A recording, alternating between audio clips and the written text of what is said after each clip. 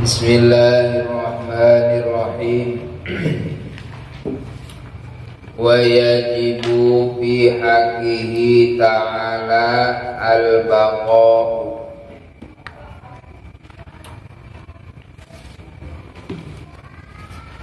Wa yajibu dan wajib akli.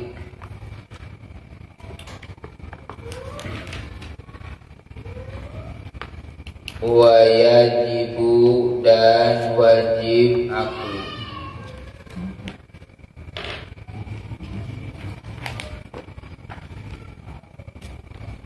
Wa yajibu dan wajib akli.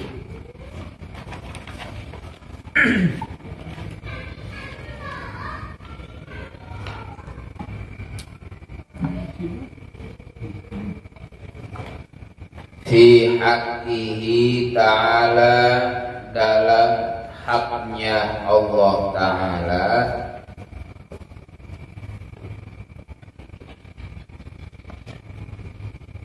Fi haqqihi ta'ala, dalam haknya Allah Ta'ala, al-baqa'u, sifat kekal. Al-baqa'u, sifat kekal.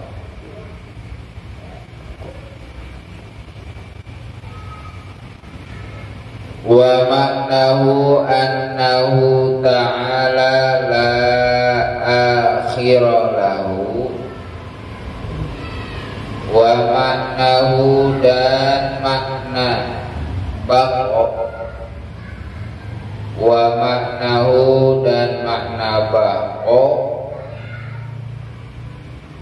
annahu ta'ala, sesungguhnya Allah Ta'ala, annahu ta'ala, sesungguhnya Allah Ta'ala, la akhira lahu, tidak ada akhir. La akhira lahu, tidak ada akhir, lahu baginya Allah, ya, lahu bagi Allah. La akhirah, tidak ada akhir, lahu baginya, ini Allah. Wa dalilu ala dzalika annahu law kana faniyan lakana hadisan wa huwa muhalun. Wa dalilu dan dalil ala zalika, atas demikian, ala zalika, atas demikian, annahu, bahwa sesungguhnya, annahu, bahwa sesungguhnya, laukana, jika Allah, laukana, jika Allah, fanian, itu sirna, fanian itu sirna, lakana, niscaya Allah, lakana, niscaya Allah, hadisan itu baru. Hadisan itu baru. Hadisan itu baru. Wa huwa, dan dia Allah baru. Wa huwa, dan dia Allah baru. Muhalun, itu mustahil.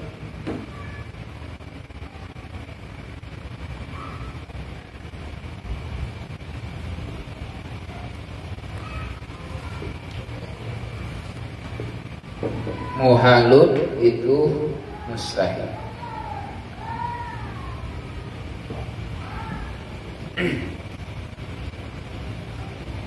Nah, wa yajibu fi haqqihi ta'ala al-baqa'u. Selanjutnya di dalam kitab Tijan Daruri menerangkan berkaitannya tentang ketuhanan yang wajib bagi Allah, wajib secara akal. Daripada sifat Allah adalah al-baqa. Al-baqa. Jadi wajibu dan wajib akli, kita sudah tahu wajib akli itu adalah sesuatu akal tidak mengerti adanya, adamu tidak adanya. Akal tidak mengerti tidak adanya. Ya seperti ya tadi bako itu wajib akli. Akal tidak mengerti. La yatasawwaru aqlu adamu. Allah tidak bersifatan bako.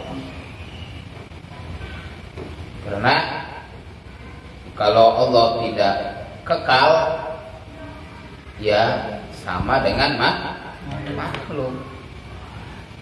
Itu kan?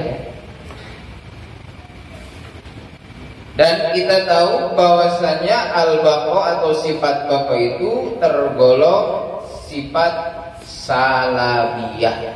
Kemarin sudah dijelaskan minggu kemarin, daripada sifat 20 itu dibagi 4 golongan. Ada nafsiyah, salbiyah, ma'ani, ma'nawiyah. Nah ini dari al-baqa, sifat baqa adalah sifat salbiyah, yaitu dimaknai dengan tidak. Bahkan makna daripada al-baqa wa maknahu annahu ta'ala la akhiralahu, bahwa sesungguhnya Allah Subhanahu wa ta'ala la akhir, tidak ada akhir. Yang salabiyah tidak ada akhir bagi Allah Subhanahu wa ta'ala. Ya. Tidak ada akhir. Artinya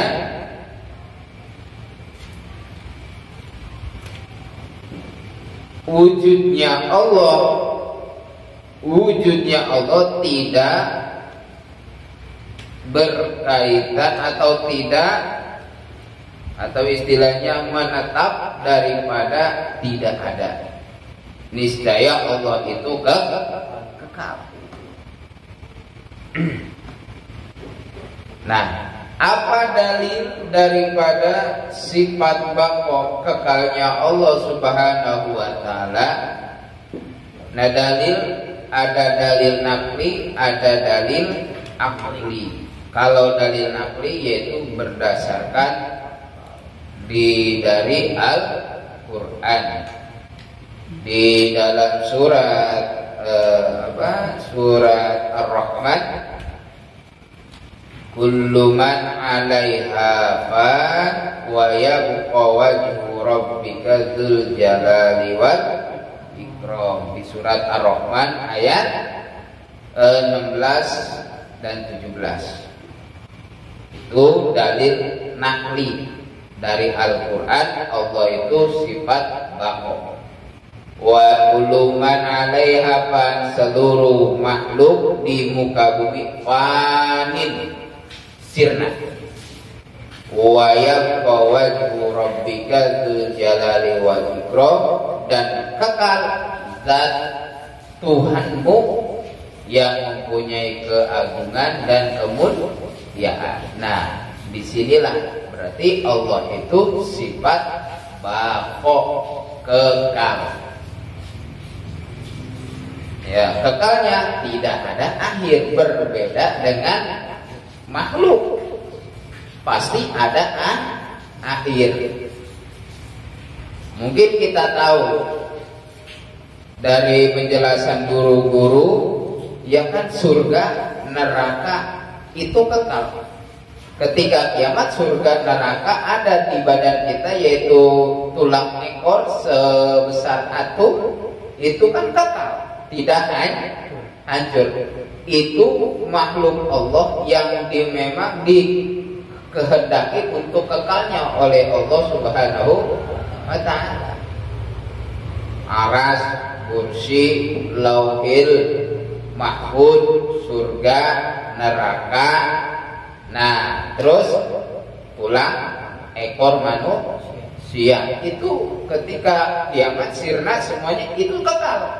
Kekalnya makhluk Allah yang tadi disebutkan itu dikehendaki Allah Subhanahu wa ta'ala. Jadi bukan kekalnya kekal dengan datiahnya, tapi kekalnya dikehendaki oleh Allah. Kalau Allah kekalnya kekal datiahnya dengan datiahnya sendiri. Allah kekal. Kalau ya surga neraka ada sekarang juga surga neraka. Ketika hancur muka bumi kiamat tetap ada kekalnya karena dikehendaki Allah. Ya kan? Karena dikehendaki Allah. Ya kan? Kekalnya karena dikehendaki Allah Subhanahu wa ta'ala.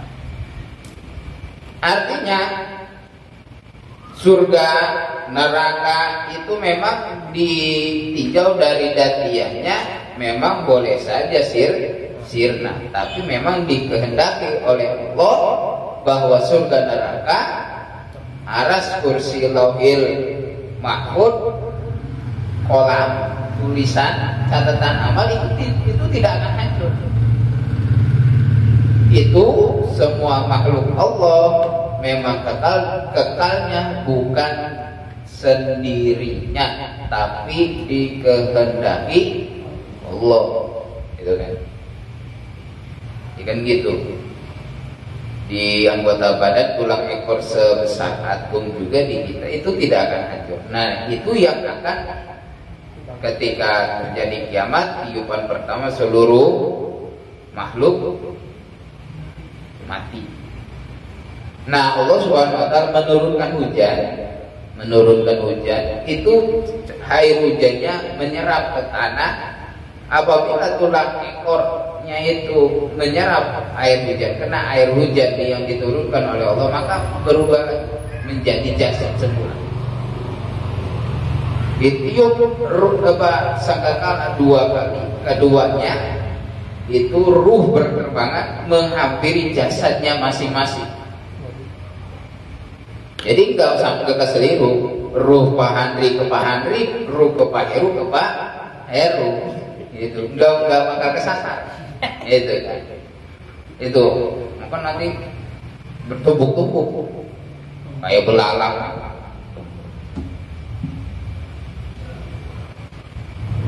Bertumpuk. Nah di situ. Terus ya dalam keadaan telanjang seperti dilahirkan dari ibunya biasa. Ya ke dalam keadaan gak disunat lagi. Itu. Ketika dibangkitkannya dalam keadaan ya tidak disunat biasa, ya kayak bayi lagi. Nah, posisinya nggak pakai baju. Apakah malu? Ya boro-boro malu. Repot dengan keadaan juga, jadi nggak mikirin malu. Gimana sih kalau udah repot banget, malu juga nggak kerasa. Itu kan? Orang ketakutan saking repotnya, saru kedodoran, nggak pakai celana, kan nggak kerasa, nggak dihirau, kayak gitu. Jadi nggak bakal malu. Kali mungkin Pak Heru Pak nanti ngelihat sehari ini ya. Mumpung gitu kan.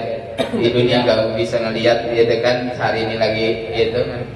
Di Yaumil Mahsyar ini ngelihat nggak bisa.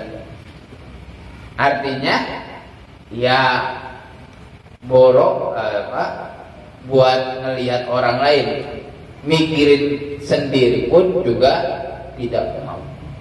Makanya ya tidak gairah. Itu di mana? Ketika dibangkitkan dari kematian. Nah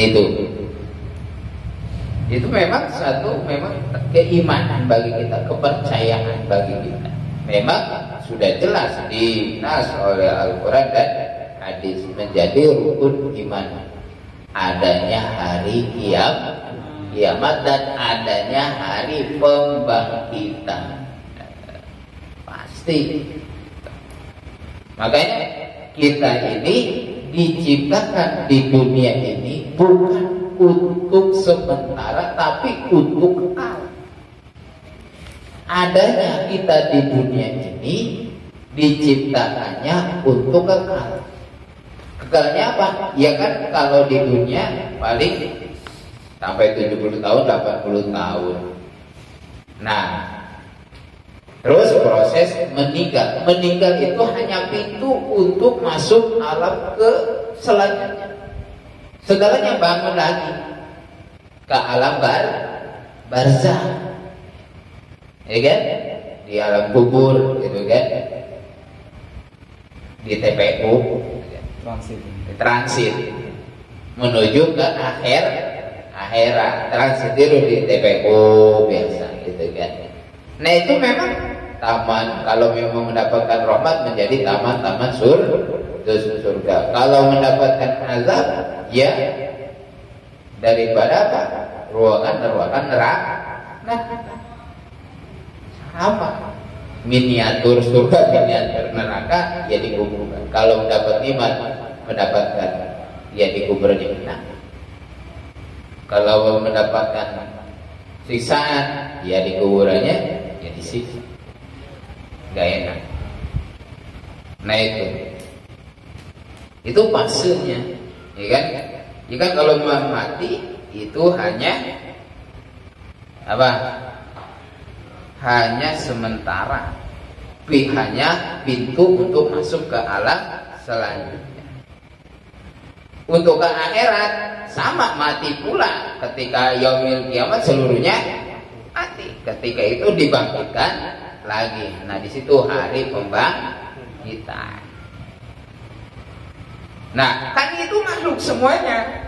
Ya mati, hidup lagi, mati lagi, hidup lagi, terus hidup selama-lamanya. Nah seperti demikian itu bukan bako tapi fana, pasti ada sirnanya. Ketika Nabi Allah Ibrahim untuk mencari Tuhan, ya kan Nabi Ibrahim melihat pas di malam hari ngelihat bintang, wah kayaknya itu Tuhan saya. Bro dapat debu apa indah. Pas pagi hari hilang. Masa Tuhan kok hilang? Kan sirna. Mustahil Allah Tuhan itu sirna. Pas paginya ngelihat matahari besar, wah mungkin ini Tuhan. Pas dilihatin sampai sore, sirna lagi, suruh matahari. Masa Tuhan kok sirna? Kan kemudian ditetapkanlah oleh Allah mengenal Tuhan, yaitu Allah Subhanahu wa Ta'ala. Itu pembelajaran Nabi Ibrahim. Maka Nabi Ibrahim itu memang Nabi yang diberikan oleh Allah kecerdasan yang luar biasa. Bisa debat dengan Raja Namrud. Lawan bicaranya Namrud, raja pembesar, ya kan, ngaku-ngaku Tuhan, debat sama Nabi Ibrahim, itu kan. Disembah berhala, dihancurin sama Nabi Ibrahim yang kecil-kecilnya si Said, berhala yang besar tampaknya dikalungin sama Nabi Ibrahim ke yang besar. Ketika ditanya, siapa yang hancurin ini? Enggak tahu. Tapi yang tadi yang enggak ikut upacara cuma Nabi Ibrahim, dipanggil Nabi Ibrahim. Kamu yang hancurin? Enggak. Tapi ini yang besar. Emang ya dikalungin sama Nabi Ibrahim itu gampang. Ya kan? Kenapa? Nabi Ibrahim itu menunjukkan kamu ini menyembah patung yang tidak memberi madarat dan tidak beri manfaat. Ini yang besar ini. Ngalungin kapak pasti ngakuin. Wah, itu kan. Nah disitulah orang-orang yang memang logikanya cetek, ya pada memang ya logikanya kalah kenang Nabi sama Nabi Ibrahim. Hatta sampai Raja Namrud pun kalah logikanya sama Nabi Allah Ibrahim. Itu kan logikanya terus. Ya artinya ya dari pembelajaran daripada Nabi Allah Ibrahim nggak bisa ngedalil lewat akal pun bisa. Secara akal, maka ya memang Islam itu datang oleh Nabi Muhammad lewat Nabi Muhammad SAW itu ya dengan ilmu, dengan akal. Gitu kan? Artinya memang harus dengan kejelasan, sejelas-jelasnya. Ya kan gitu, lam yakunil ladzina kafaru wal musyrikina munfakina hatta ta'tiyahumul bayyinah. Bayyinah itu jelas dengan sejelas-jelasnya. Ya, hadirnya Islam itu memang datang dengan jelas ya, sejelas-jelasnya, dijelasin hal-hal masalah ya ketuhanan dan masalah syariat jelas. Maka ya berbondong-bondong orang yang diberikan akal oleh Allah mudah untuk mencerna daripada pemikirannya, daripada memikiri agama Islam. Makanya orang profesor-profesor yang non muslim mikirin terus, mendalami tentang Islam, maka mendapat hidayah. Kenapa? Karena ya Islam itu bayyinah, jelas dengan sejelas-jelasnya. Nah, jadi wajib akal di haknya Allah Subhanahu wa taala al-baqa. Sifat Allah adalah kekal. Kekalnya dzatiyah. Kalau misalkan tadi disebutkan seperti surga neraka, itu kekalnya bukan dzatiyahnya, tapi dikehendaki Allah.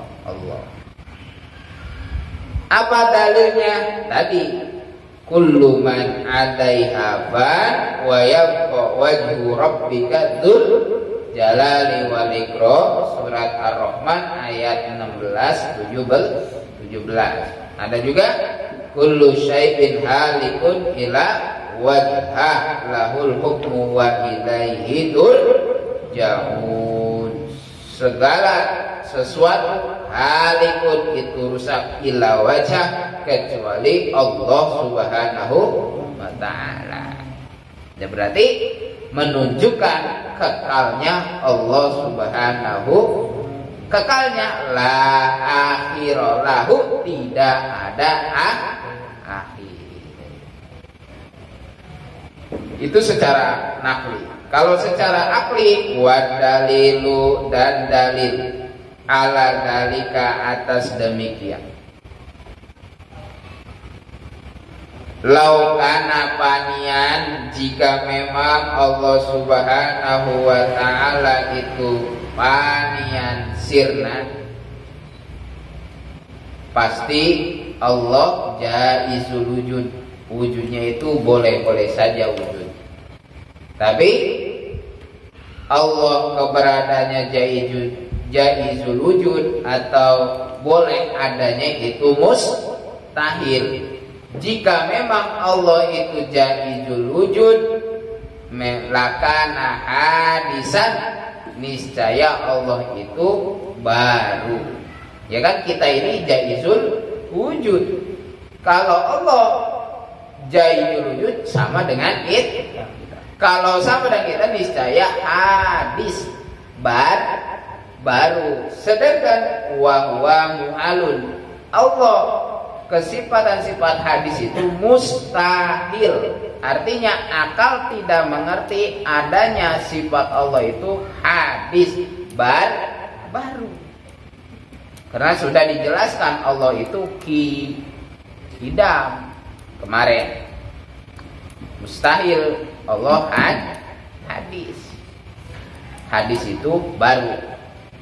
Itu kan ada hadis, ada hadas, itu kan. Kalau hadis, kalau menurut istilah ahli hadis sih memang perilaku ucapan Nabi Muhammad Shallallahu Alaihi Wasallam itu hadis. Hadas berbicara sama. Hudus baru. Hadisun, ya kan? Itu mananya baru. Hadisun baru. Hadisun, nah hadis tadi perilaku atau ucapan Nabi itu adalah hadis, gitu kan? Hadisun beda ya kan? Alifnya di depan hadisun baru mananya. Kalau hadisun itu hadis, perilaku ucapan Nabi, hadis. Beda apa? Ada alif dengan i. Iya, udah beda mananya. Hadas ya, kalau di fikih hadas ya kan, hadasun. Hadas kecil, hadas besar. Iya kan? Itulah memang lucunya dari bahasa Arab itu kayak gitu. Ada beda harkat, beda makna. Itu niscaya mustahil Allah bersifatan sifat fana. Berarti lawan daripada bako itu adalah fana, alias mustahil Allah bersifatan sifat fana. Jadi mustahilnya daripada bako itu fana. Jadi wujud lawannya adam, wajibnya wujud, mustahilnya adam. Bako wajibnya, mustahilnya kidam wajib, mustahilnya udus. Bako wajib, mustahilnya fana. Apa fana? Sirna, hancur. Mustahil Allah sirna. Dan wajib bagi menurut akal Allah itu adalah bako, kekalnya la akhiralahu, tidak ada akhir. Nah itu paham. Wallahu a'lam bishawab.